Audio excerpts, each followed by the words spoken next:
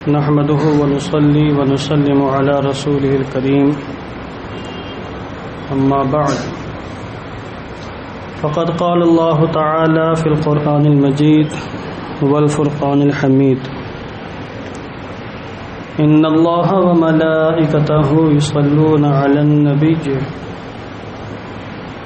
يا أيها الذين آمنوا صلوا عليه وسلموا تسليما اللهم صل على سيدنا شفيعنا حبيبنا مولانا محمد مبارك وسلم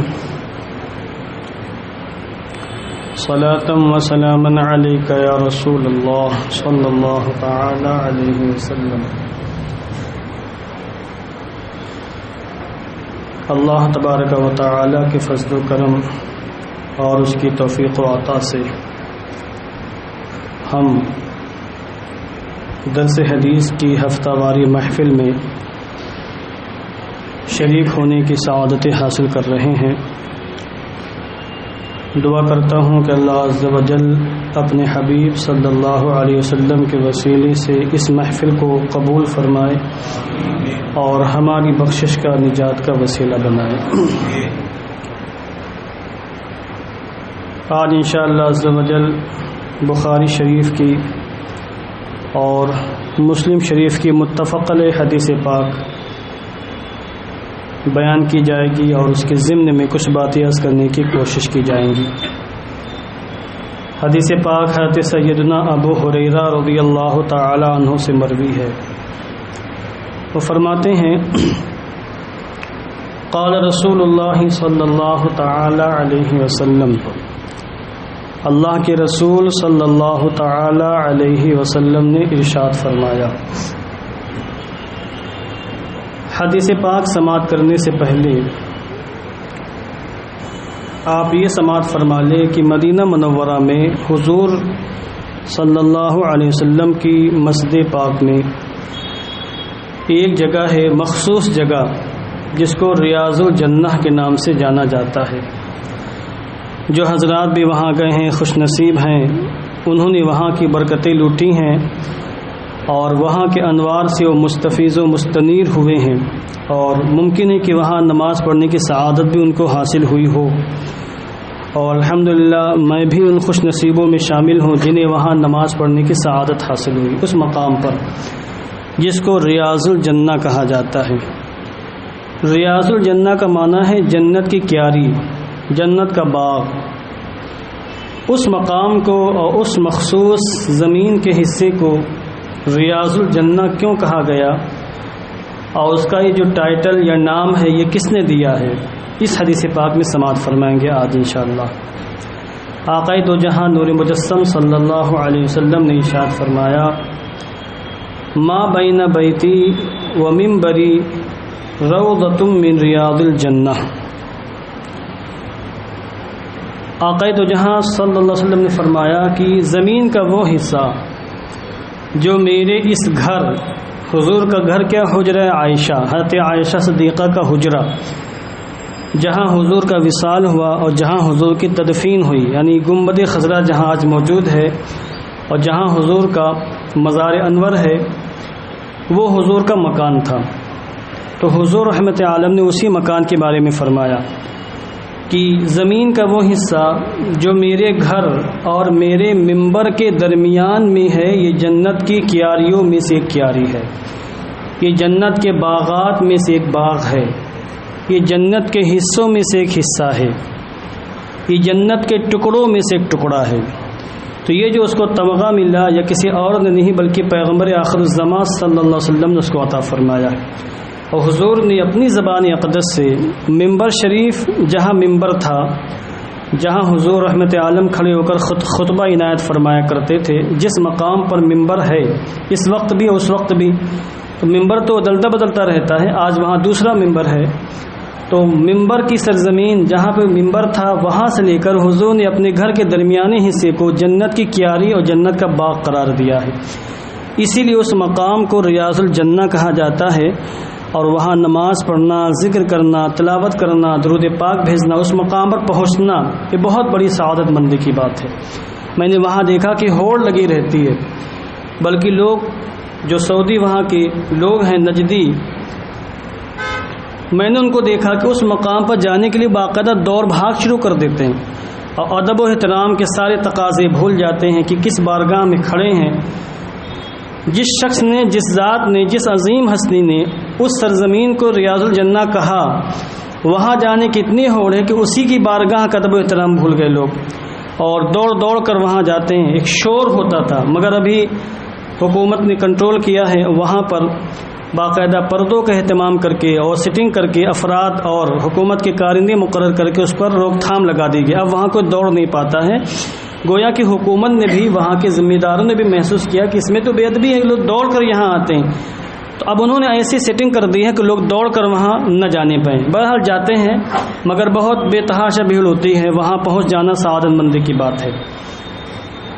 اب یہ ریاض الجنہ کا جو جس حصے کو ریاض الجنہ قرار دیا گیا ہے، اس پر میں تھوڑی سی گفتگو کروں گا۔ ابھی یہ حدیث پاک مکمل نہیں ہوئی، حدیث پاک کا ایک ٹکڑا میں اس کو ابھی موقوف رکھتا ہوں، وقت ہوگا تو انشاءاللہ بیان کریں گے۔ ہمارے امام اہل سنت مجدد دین و ملت امام احمد رضا خان فاضل بریلوی رضی اللہ تعالیٰ عنہ نے ایک نعت کہی ہے، اس میں انہوں نے بہت پیارا شعر کہا ہے جو ریاض الجنہ کے حوالے سے ہے۔ وہ کہتے ہیں، کیا ہی ذوق افزا شفاعت ہے تمہاری واہ واہ، چاہیں تو آپ لوگ بھی واہ واہ کہہ سکتے ہیں یا سبحان اللہ کہہ سکتے ہیں۔ کہیں نہ کہیں ہمارے امام نے کہا، کیا ہی ذوق افزا شفاعت ہے تمہاری واہ واہ، قرض لیتی ہے گناہ پرہیزگاری واہ واہ، خامہ قدرت کا حسن دستکاری واہ واہ، کیا ہی تصویر اپنی پیاری کی بنائی واہ واہ، انگلیاں ہیں فیض پر ٹوٹے ہیں پیاسے جھوم کر، ندیاں پنجاب رحمت کی ہیں جاری واہ واہ۔ اب آگے فرماتے ہیں اسی ریاض الجنہ کے حوالے سے کہ اس طرف روزے کا نور اس سمت منبر کی بہار، اس طرف روزے کا نور اس سمت منبر کی بہار، بیچ میں جنت کی پیاری پیاری کیاری واہ واہ، بیچ میں جنت کی پیاری پیاری کیاری واہ واہ، پارائے دل بھی نہ نکلا دل سے کوچے میں رضا، دل سے تحفے میں رضا، پارائے دل بھی نہ نکلا دل سے تحفے میں رضا، ان سگانے کو سے اتنی جان پیاری واہ واہ، کیا ہی ذوق افزا شفاعت ہے تمہاری واہ واہ، قرض لیتی ہے گناہ پرہیزگاری واہ واہ۔ اب یہاں پر جو حضور نے فرمایا کہ یہ جنت کا ٹکڑا ہے جو میرے گھر اور میرے منبر کے درمیان کا حصہ ہے، جنت کا ٹکڑا ہے، اس کا مطلب کیا ہے؟ ہمارے مفسرین کرام نے، شارحین حدیث نے اس کے کئی معانی بیان فرمائے ہیں۔ موبائل سائلنٹ کر لیں تو بہتر ہوگا، محفل پاک کی بے ادبی نہ کریے،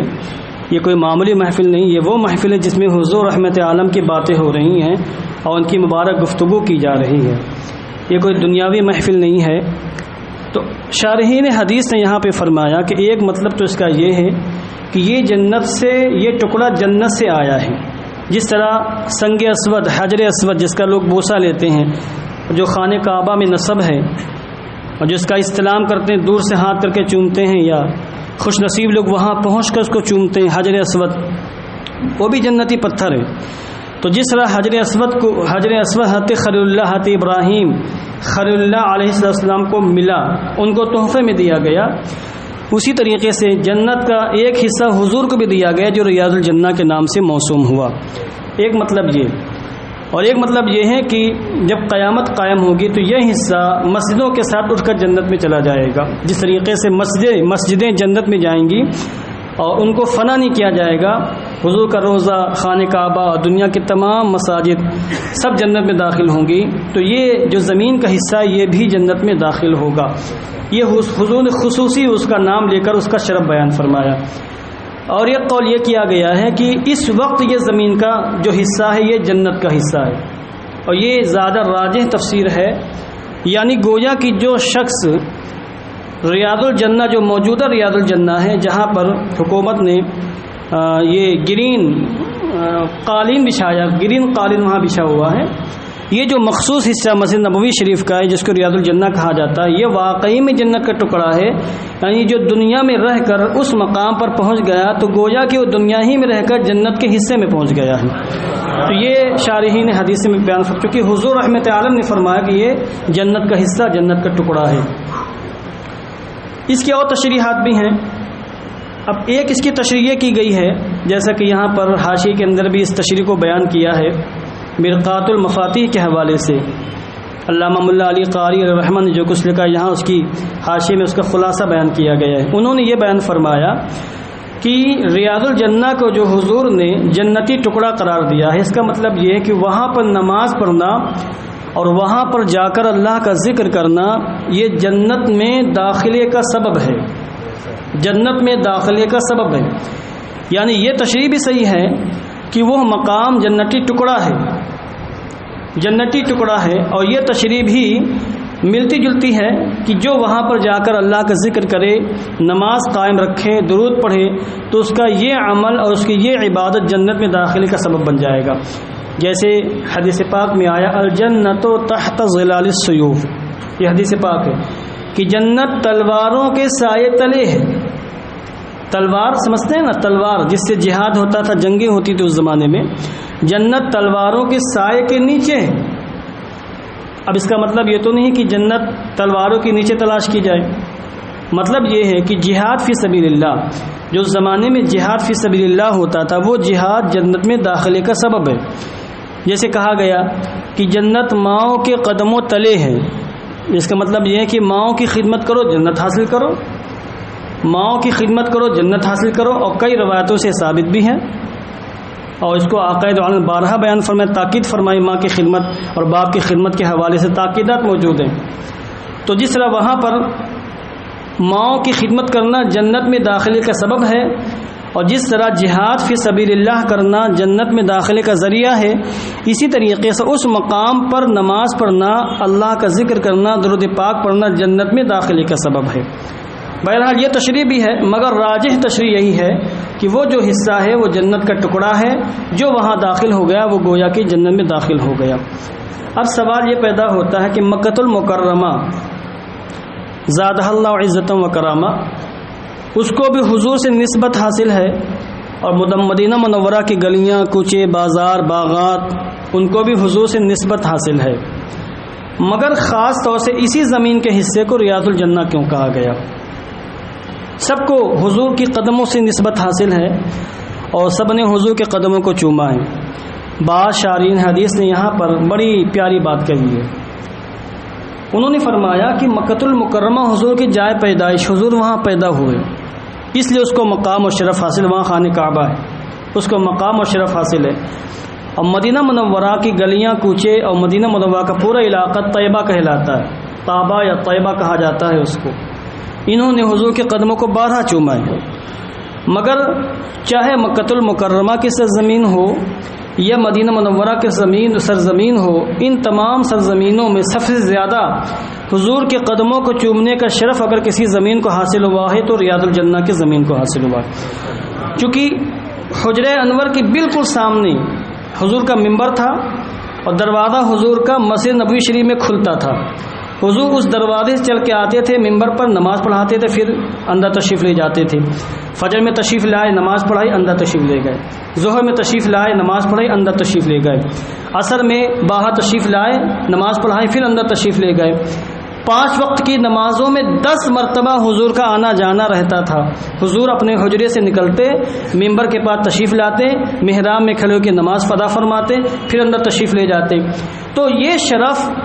مدینہ منورہ کے کسی حصے کو حاصل نہیں ہوا کہ اس نے دن میں کم سے کم 10 بار چوما حضور کے قدموں کو.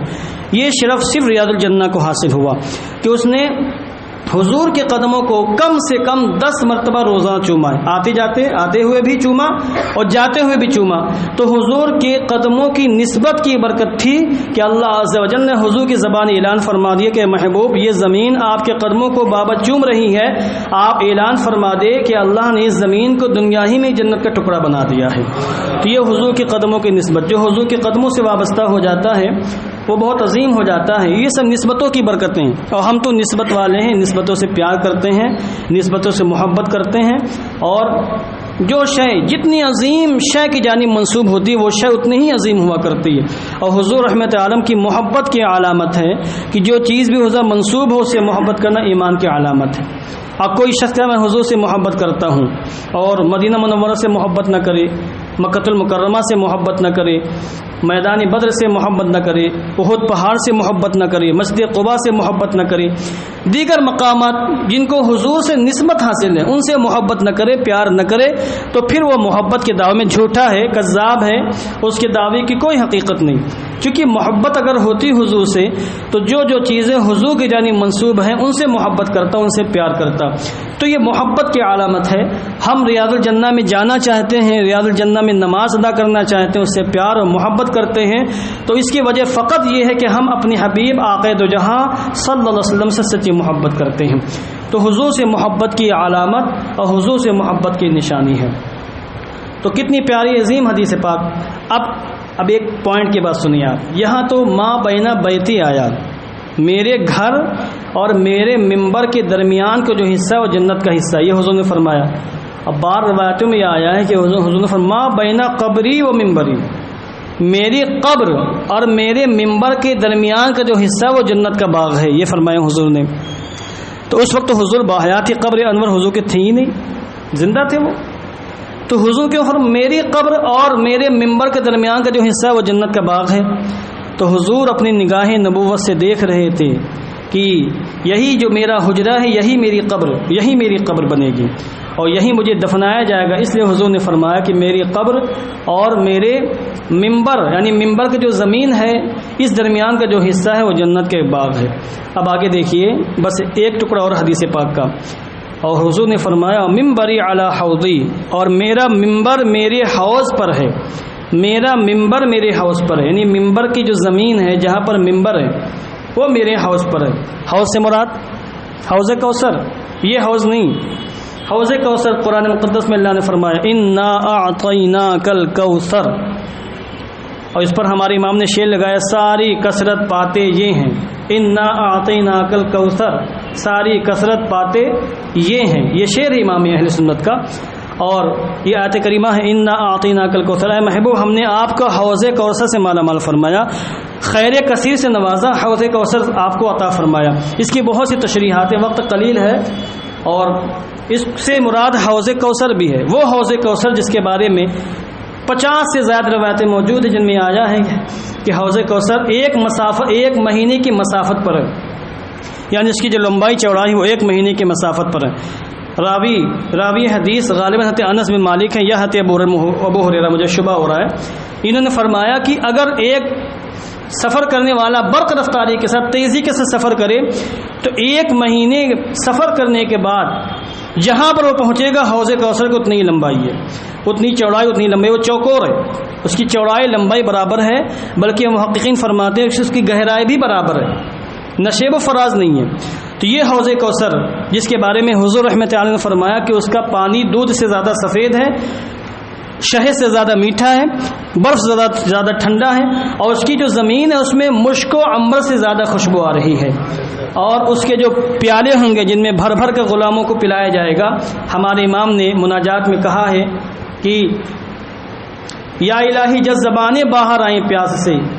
ساقی کوثر شہ جود و عطا کا ساتھ ہو، بولیے آمین، یہ دعا بھی ہے، آمین ثم آمین، اللہم اجعلنا منہم۔ تو اب دیکھیں وہ جو کٹورے جن سے بھر بھر کر امتیوں کو پلایا جائے گا وہ تعداد میں ستاروں کی برابر ہوں گے، یعنی جس طرح ستارے